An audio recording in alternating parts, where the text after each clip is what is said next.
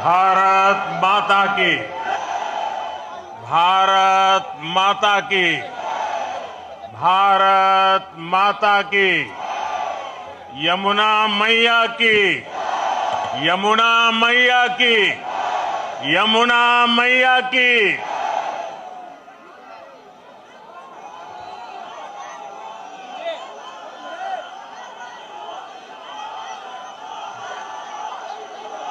आज दिल्ली में, दिल्ली के लोगों में एक उत्साह भी है, एक सुकून भी है। उत्साह विजय का है और सुकून दिल्ली को आपदा से मुक्त कराने का है।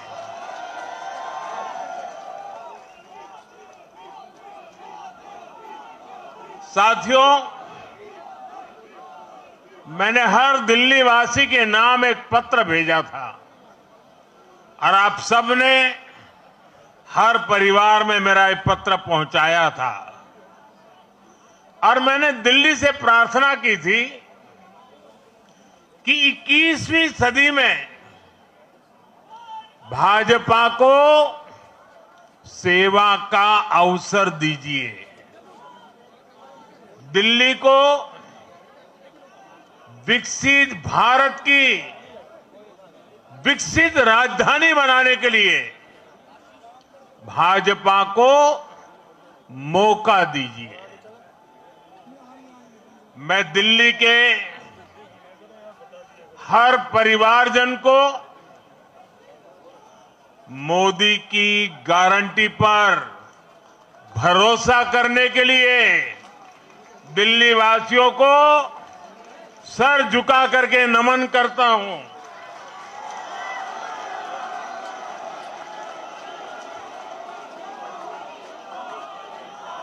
मैं दिल्ली वासियों का आभार व्यक्त करता हूं। साथियों, दिल्ली ने दिल खोलकर हमें प्यार दिया है।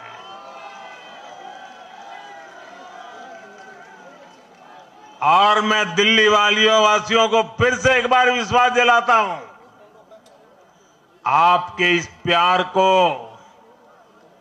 सवा गुना करके विकास के रूप में हम लौटाएंगे।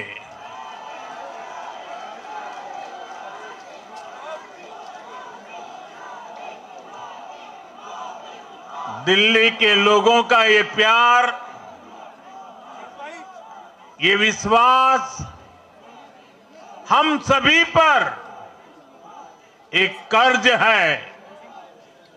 इसे अब दिल्ली की डबल इंजन सरकार दिल्ली का डबल तेजी से विकास करके चुकाएगी।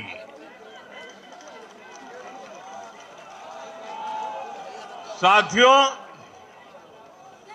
आज की ये ऐतिहासिक विजय है। ये सामान्य विजय नहीं है।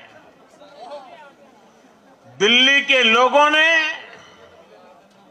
आपदा को बाहर कर दिया है। एक दशक की आपदा से दिल्ली मुक्त हुई है।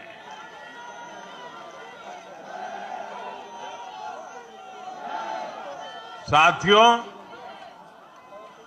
दिल्ली का जनादेश स्पष्ट है। आज दिल्ली में विकास, विजन और विश्वास की जीत हुई है। आज आडंबर, अराजकता, अहंकार और दिल्ली पर छाई आपदा की हार हुई है। इस नतीजे में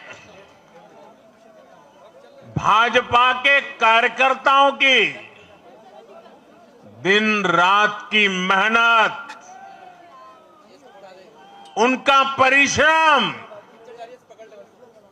ये विजय को चार चांद लगा देता है।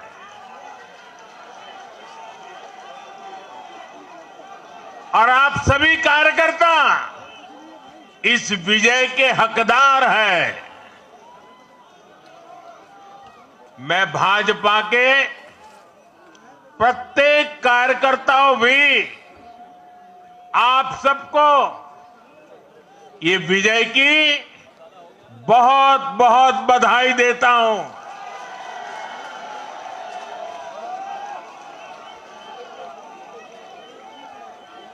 साथियों, आज दिल्ली की जनता ने साफ कर दिया है कि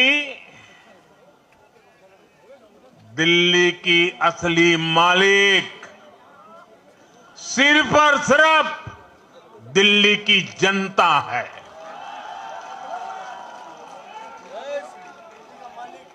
जिनको दिल्ली का मालिक होने का घमंड था,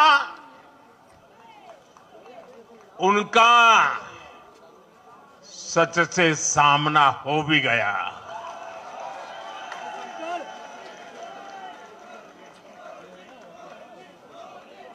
दिल्ली के जनादेश से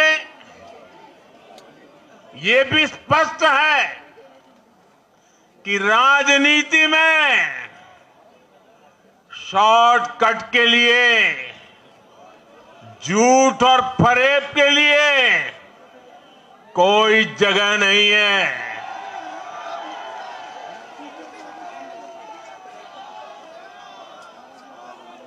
जनता ने शॉर्टकट वाली राजनीति का शॉर्ट सर्किट कर दिया।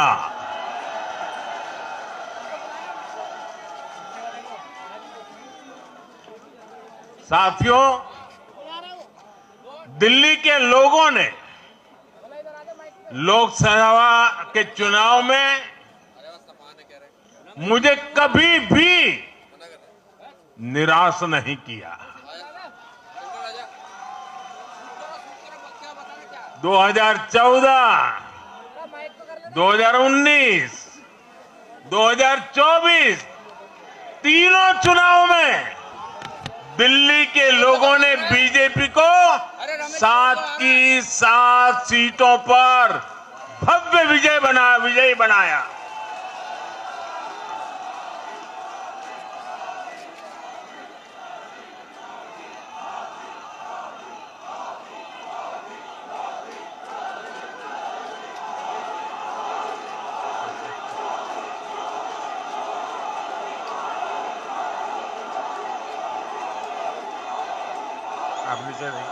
आप नीचे रहिए, औरों को परेशानी हो रही है। आपका उत्साह मेरे सर आंखों पर, आपकी फोटो भी निकल चुकी है, वीडियो में आ चुका है। अब आप प्यार से बैठिए।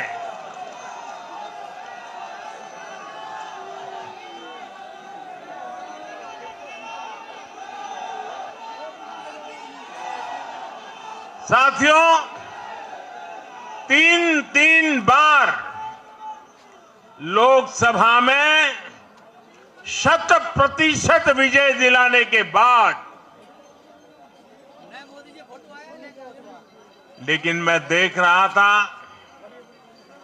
देश भर के भाजपा कार्यकर्ताओं के और दिल्ली के कार्यकर्ताओं के मन में भी एक टीस थी, एक कसक थी। ये टीस दिल्ली की पूरी तरह से सेवा न कर पाने की थी। लेकिन आज दिल्ली ने हमारा वो आग्रह भी मान लिया। दिल्ली की युवा पीढ़ी 21वीं सदी में पैदा हुए साथी अब पहली बार दिल्ली में भाजपा का सुशासन देखेंगे।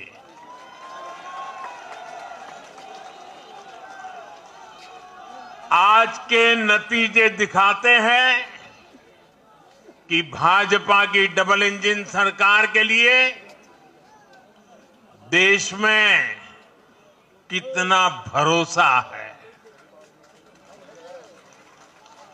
लोकसभा चुनाव के उसकी जीत के बाद हमने पहले हरियाणा में अभूतपूर्व रिकॉर्ड बनाया,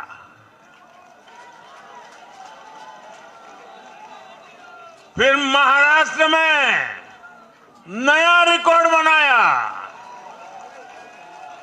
अब दिल्ली में नया इतिहास रच गया है। साथियों, आज के नतीजों का एक और पक्ष भी है। ये हमारा दिल्ली सिर्फ एक शहर नहीं है, ये दिल्ली मिनी हिंदुस्तान है।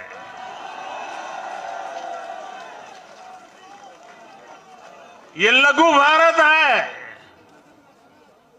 दिल्ली एक भारत श्रेष्ठ भारत के विचार को जीती है, जी जान से जीती है। दिल्ली में दक्षिण भारत के लोग भी हैं, दिल्ली में पश्चिम भारत के लोग भी हैं, दिल्ली में पूर्वी भारत के लोग भी हैं।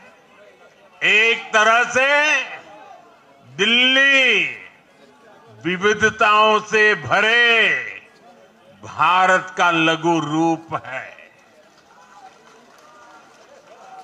और आज इसी विविधता वाली दिल्ली ने भाजपा को प्रचंड जनादेश का आशीर्वाद दिया है।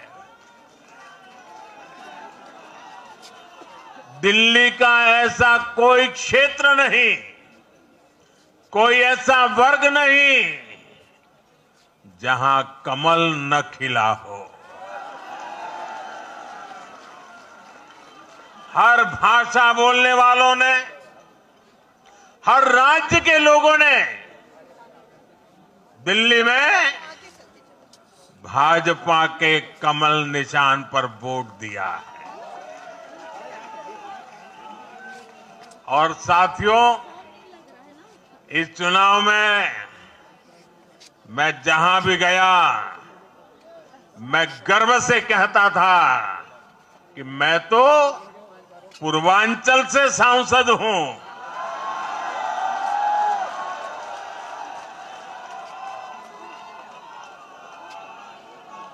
ये पूर्वांचल से मेरा अपनेपन का रिश्ता,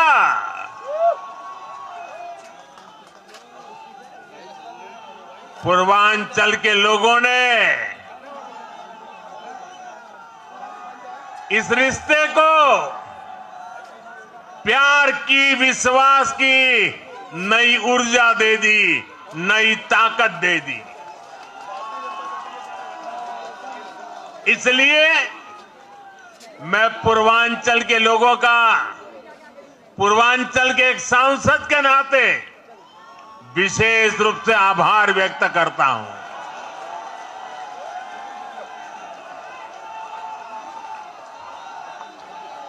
जब हर एक का साथ मिलता है तो हर दिल्ली वासियों को मेरी गारंटी है, सबका साथ, सबका विकास, पूरी दिल्ली का विकास। साथियों,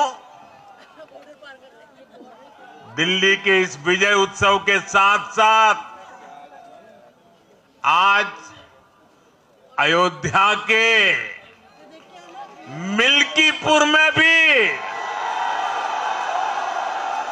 भाजपा को शानदार जीत मिली है।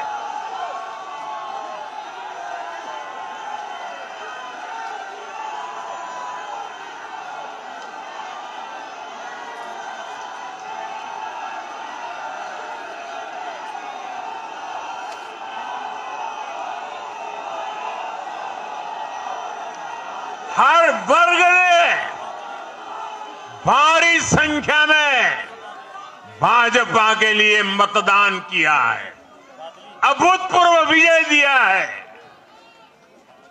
साथियों, आज देश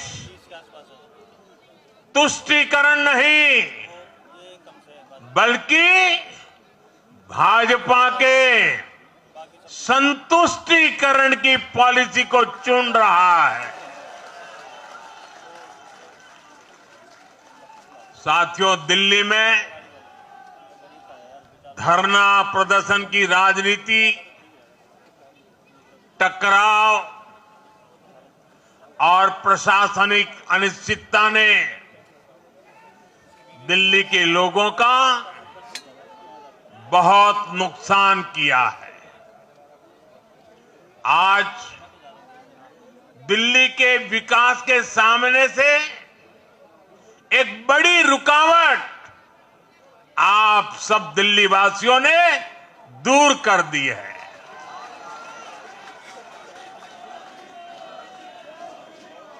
सोचिए कैसी राजनीति रही होगी, कैसी सोच होगी इन लोगों की। इन लोगों ने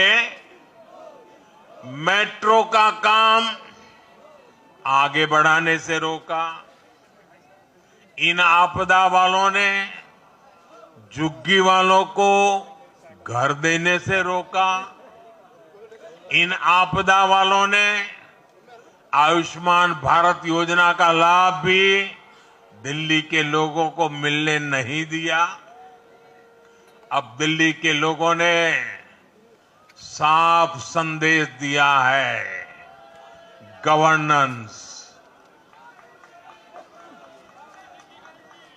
और साथियों, दिल्ली ने देखा है पहले का जमाना, गवर्नेंस ये नौटंकी का मंच नहीं है। गवर्नेंस ये प्रचार का मंच नहीं है। गवर्नेंस ये प्रपंच का मंच नहीं है। अब जनता ने स्थिर और डबल इंजन की सरकार को चुना है। हम पूरी गंभीरता से धरातल पर रहकर काम करेंगे। हम दिल्ली के लोगों की सेवा में दिन रात एक कर देने वाले लोग हैं। साथियों, पूरा देश जानता है कि जहां एनडीए है वहां सुशासन है, विकास है, विश्वास है। एनडीए का हर कैंडिडेट, हर जनप्रतिनिधि लोगों के हित में काम करता है। देश में एनडीए को जहां भी जनादेश मिला है, हमने उस राज्य को विकास की नई ऊंचाई पर पहुंचाया है। और इसलिए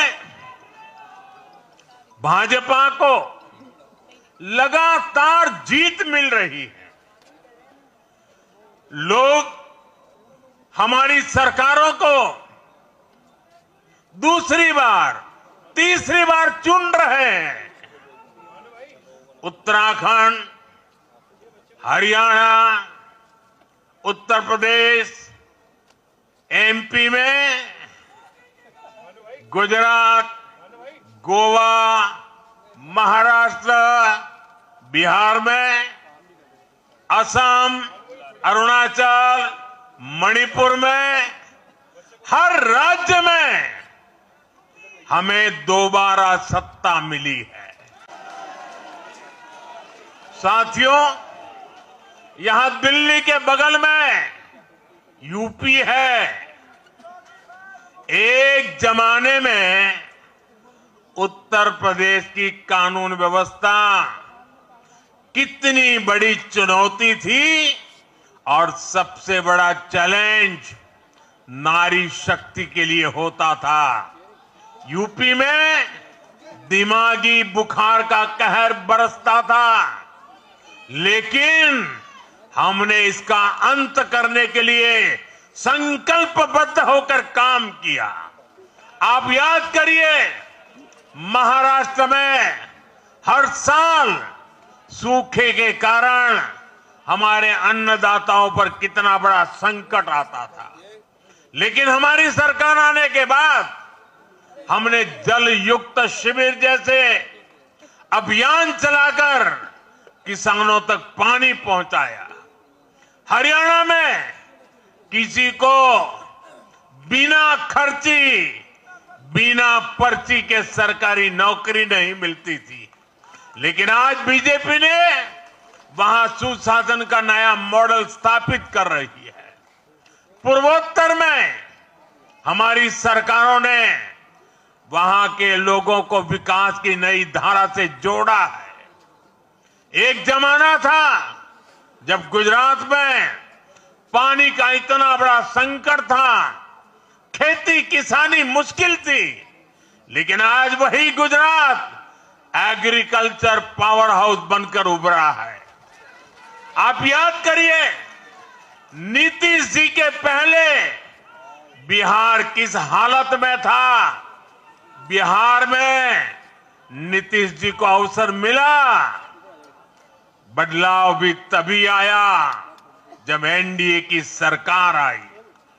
ऐसे ही आंध्र प्रदेश में चंद्रबाबू नायडू गारू ने अपना ट्रैक रिकॉर्ड साबित किया है। ये सारे उदाहरण बताते हैं कि एनडीए यानी विकास की गारंटी। एनडीए यानी सुशासन की गारंटी। साथियों, सुशासन का लाभ गरीब को भी होता है और मिडिल क्लास को भी होता है।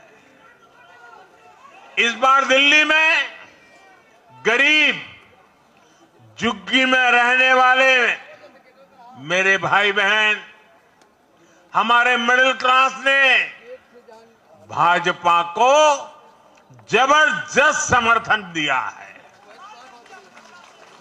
चाहे कोई भी प्रोफेशन हो, हर वर्ग के बहुत सारे प्रोफेशनल्स हमारी पार्टी में काम कर रहे हैं। और इसका सबसे बड़ा कारण यह है कि हमारी पार्टी ने हमेशा मिडिल क्लास को अपनी प्राथमिकता पर रखा है। यही दिल्ली में हमने सबसे पहले मेट्रो का काम शुरू किया। हमने अन्य शहरों में एयरपोर्ट, मेट्रो और अर्बन डेवलपमेंट के प्रोजेक्ट पर काम किया। हमारी योजनाओं में बहुत ज्यादा फायदा मिडिल क्लास को मिलता है। स्टार्टअप इंडिया जैसे अभियानों के कारण छोटे शहरों के लोग अपने सपनों को पूरा कर रहे हैं।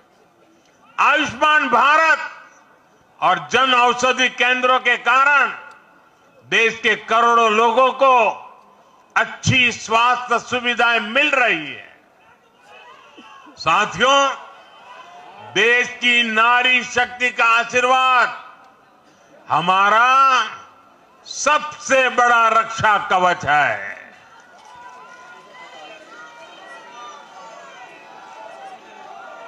और आज एक बार फिर नारी शक्ति ने दिल्ली में मुझे अपना आशीर्वाद दिया है। चाहे उड़ीसा हो, महाराष्ट्र हो या हरियाणा हो, हमने हर राज्य में नारी शक्ति से किए हर वादे को पूरा किया है। आज इन राज्यों में करोड़ों माताओं बहनों को हमारी योजनाओं का लाभ मिल रहा है। मैं दिल्ली की मातृशक्ति से भी कहता हूं, चुनाव में उनसे किया वादा जरूर पूरा किया जाएगा। ये मोदी की गारंटी और मोदी की गारंटी यानी गारंटी पूरा होने की गारंटी। साथियों, टूटती सड़कें, कूड़े के ढेर, सीवर ओवरफ्लो और प्रदूषित हवा, दिल्ली की जनता इन सब समस्याओं से त्रस्त रही है। अब यहां बनने वाली भाजपा सरकार दिल्ली को विकास की ऊर्जा के साथ एक आधुनिक शहर बनाएगी।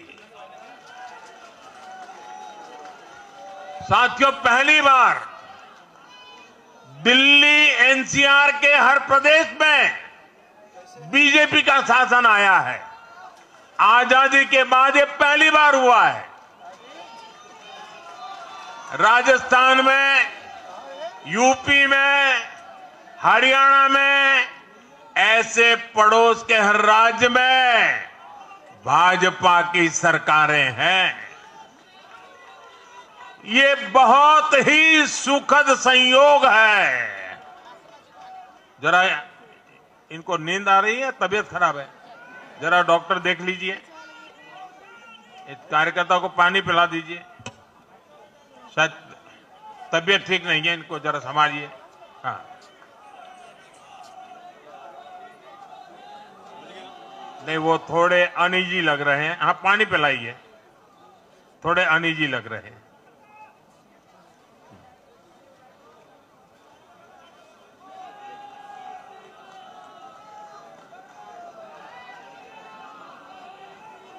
साथियों, इन सभी क्षेत्रों में आजादी के बाद पहली बार एक साथ भाजपा की सरकारें हैं। इस एक संयोग से दिल्ली और पूरे एनसीआर में तरक्की के अनगिनत रास्ते खुलने जा रहे हैं। हमारी कोशिश होगी कि आने वाले समय में इस पूरे क्षेत्र में मोबिलिटी और इंफ्रास्ट्रक्चर पर ढेर सारा काम हो और इस क्षेत्र के नौजवानों को भी तरक्की के नए नए अवसर मिले। साथियों, हम देख रहे हैं आज देश तेजी से शहरीकरण की ओर बढ़ रहा है। पहले के समय की सरकारों ने शहरीकरण को बोझ माना, इसे चुनौती समझा। उन लोगों ने शहरों को सिर्फ पर्सनल वेल्थ कमाने का जरिया बना दिया। लेकिन मेरा मानना है, अर्बनाइजेशन एक अपॉर्चुनिटी है। अर्बनाइजेशन गरीबों को, वंचितों को सशक्त करने का भी एक माध्यम है। दिल्ली भारत का गेटवे है और इसलिए इसे देश का सर्वश्रेष्ठ अर्बन इंफ्रास्ट्रक्चर मिलना ही चाहिए। दिल्ली के लोगों ने हाउसिंग सेक्टर में हमारा काम देखा है, लोगों ने सड़कों के लिए हमारी परफॉर्मेंस देखी है। अब हम दिल्ली वालों की आकांक्षाओं को पूरा करने में पूरी शक्ति से जुट जाएंगे। साथियों, दिल्ली का जनादेश विकास के साथ ही विरासत की समृद्धि के लिए भी है। गंगे च यमुने चैव गोदावरी सरस्वती कावेरी नर्मदे सिंधु, ये भारत का सांस्कृतिक और आध्यात्मिक उद्घोष है। मां यमुना हमारी आस्था का केंद्र है। तभी तो कहते हैं नमो नमस्ते यमुने सदा त्वम भवस्व में मंगल कारणम च। हम लोग हमारा सदा मंगल करने वाली यमुना देवी को नमस्कार करते हैं, लेकिन उसी यमुना जी की इन लोगों ने कैसी दुर्दशा कर दी। दिल्ली का तो अस्तित्व ही मां यमुना जी की गोद में पनपा है।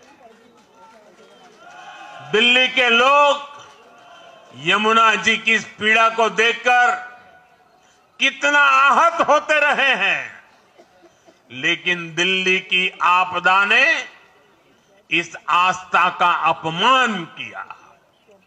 दिल्ली की आपदा ने लोगों की भावनाओं को, उनकी आस्था को पैरों तले कुचल दिया। अपनी नाकामी के लिए हरियाणा के लोगों पर इतना बड़ा आरोप लगा दिया। साथियों, मैंने चुनाव प्रचार के दौरान संकल्प लिया है कि यमुना जी को हम दिल्ली शहर की पहचान बनाएंगे।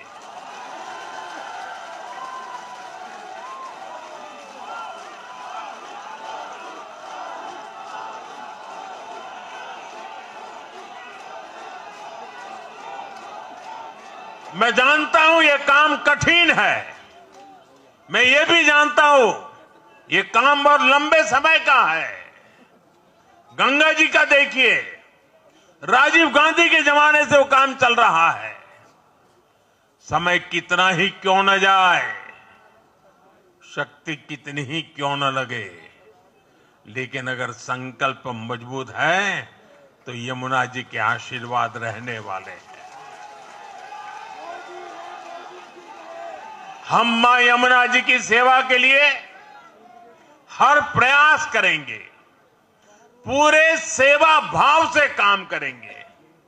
साथियों, ये आपदा वाले ये कहकर राजनीति में आए थे कि हम राजनीति बदल डालेंगे, लेकिन ये कट्टर बेईमान निकले। मैं आज वरिष्ठ महानुभाव श्रीमान अन्ना हजारे जी का बयान सुन रहा था। अन्ना हजारे जी काफी समय से इन आपदा वालों के कुकर्मों की पीड़ा झेल रहे थे। आज उन्हें भी उस पीड़ा से मुक्ति मिली होगी। साथियों, जिस पार्टी का जन्म ही भ्रष्टाचार के विरुद्ध हुए आंदोलन से हुआ हो, वही भ्रष्टाचार में लिप्त हो गई। ये देश की ऐसी पार्टी बनी जिसके मुख्यमंत्री, मंत्री भ्रष्टाचार के आरोप में जेल गए, जो खुद को ईमानदारी का सर्टिफिकेट देते थे और दूसरों को बेईमानी का मेडल देते घूमते फिरते थे, वो खुद भ्रष्टाचारी निकले। ये दिल्ली के भरोसे के साथ बहुत बड़ा धोखा था। शराब घोटाले ने दिल्ली को बदनाम किया। स्कूल और अस्पताल में हुए घोटालों ने गरीब से गरीब को परेशान किया। और ऊपर से अहंकार इतना कि जब दुनिया कोरोना से निपट रही थी तो ये आपदा वाले शीश महल बना रहे थे। इन आपदा वालों ने अपने हर घोटाले को छिपाने के लिए रोज नई नई साजिशें रची। लेकिन अब दिल्ली का जनादेश आ चुका है। मैं गारंटी दे रहा हूं, पहले विधानसभा सत्र में ही सीएजी की रिपोर्ट सदन में रखी जाएगी।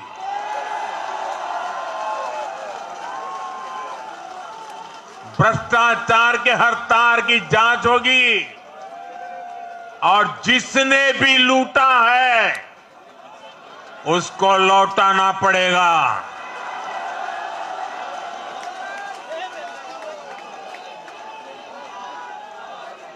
ये भी मोदी की गारंटी है।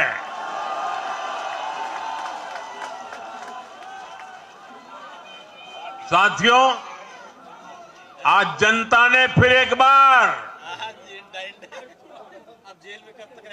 कांग्रेस को कड़ा संदेश दिया है। दिल्ली के चुनाव में कांग्रेस ने जीरो की डबल हैट्रिक लगाई है। देश की राजधानी में देश की सबसे पुरानी पार्टी का लगातार दिल्ली में 6 बार से खाता नहीं खुल रहा है। और ये लोग खुद को पराजय का गोल्ड मेडल देते फिर रहे हैं। सच्चाई ये है कि कांग्रेस पर देश बिल्कुल भरोसा करने के लिए तैयार नहीं है। पिछली बार मैंने कहा था कि कांग्रेस एक परजीवी पार्टी बन चुकी है। ये खुद तो डूबती है, अपने साथियों को भी डुबोती है। साथियों, कांग्रेस एक के बाद एक अपने सहयोगियों को खत्म कर रही है और इनका तरीका भी बड़ा मजेदार है। आज की कांग्रेस अपने सहयोगों की जो भाषा है, जो उनके एजेंडा है, उसी को चुराने में लगी हुई है। उनके मुद्दे चुराती है, फिर उनके वोट बैंक में सेंध मारती है। यूपी में कांग्रेस उस वोट बैंक को छीनने की कोशिश कर रही है जिस पर समाजवादी पार्टी और बीएसपी अपना हक मानती थी। मुलायम सिंह जी इसको बराबर समझ गए थे। इसी तरह तमिलनाडु में कांग्रेस आज डीएमके की भाषा डबल जोर से बोलती है। उनको डीएमके के वोटर को लुभाना करके खुद की हैसियत बनानी है। बिहार में भी ये कांग्रेस ही है जो जातिवाद का जहर फैलाकर अपनी सहयोगी आरजेडी का जो पेटेंट है उसी जमीन को खाने में जुट गई है। ठीक ऐसा ही हाल जम्मू कश्मीर, बंगाल में भी कांग्रेस ने अपने सहयोगियों का किया है। अब आज दिल्ली में भी साफ हो गया कि जो भी कांग्रेस का हाथ एक बार थामता है उसका बंटाधार होना तय हो जाता है।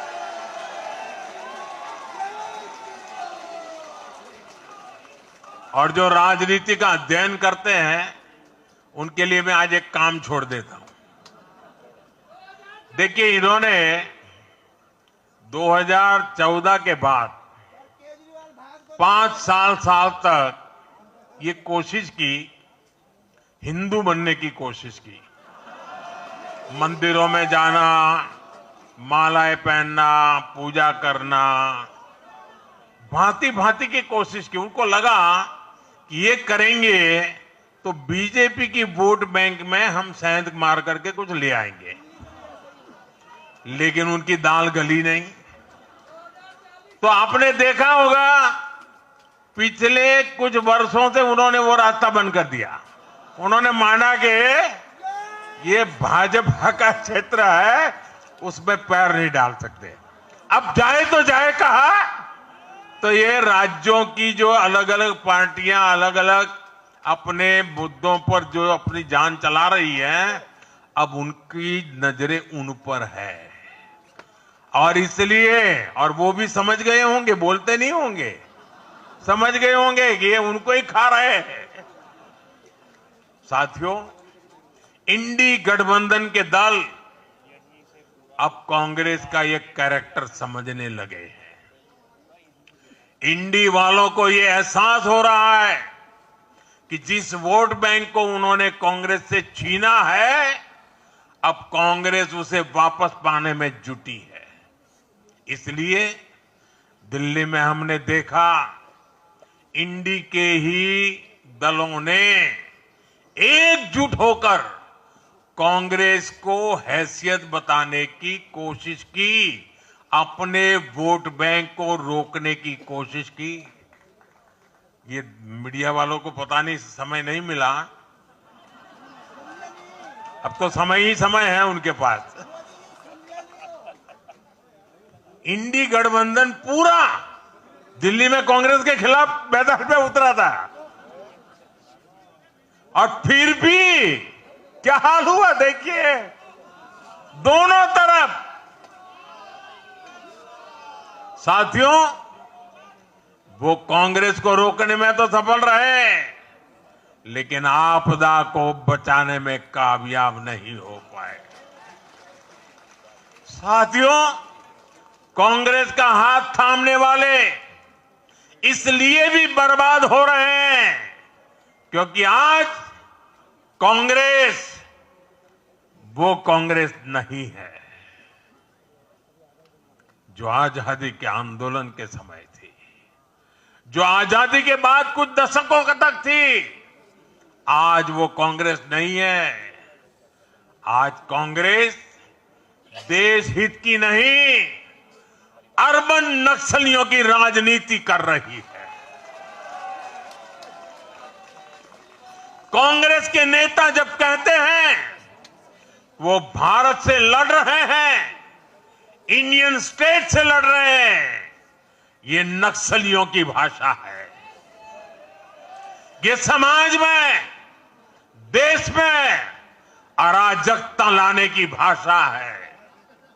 और यहां दिल्ली में तो आपदा भी उसी अर्बन नक्सली सोच को ही आगे बढ़ा रही थी। कांग्रेस की ये अर्बन नक्सली सोच राष्ट्र की उपलब्धियों पर अटैक करती है। ये पूरी दुनिया में अपनी ही सोच का आर्थिक, सामाजिक और राजनीतिक निजाम लाना चाहती है। जब ये कांग्रेस में अर्बन नक्सलियों का डीएनए घुस गया है, तब ये कांग्रेस हर कदम पर बर्बाद हो रही है। साथियों, आज दिल्ली से मैं देश के नौजवानों से भी अपना एक आग्रह दोहराना चाहता हूं। मैंने 1 लाख नौजवानों को राजनीति में आगे आने के लिए कहा है। ये मैं इसलिए कहता हूं कि देश को सही मायने में एक गंभीर पॉलिटिकल ट्रांसफॉर्मेशन की जरूरत है। विकसित भारत को नई प्राण शक्ति की जरूरत है। 21वीं सदी की राजनीति को नए आइडिया, नई ऊर्जा की जरूरत है, नए चिंतन की जरूरत है। ये मैं इसलिए भी कह रहा हूं क्योंकि अगर अच्छे नौजवान बेटे बेटियां राजनीति में नहीं आएंगे तो ऐसे लोग राजनीति पर कब्जा कर लेंगे जो राजनीति में नहीं आने चाहिए।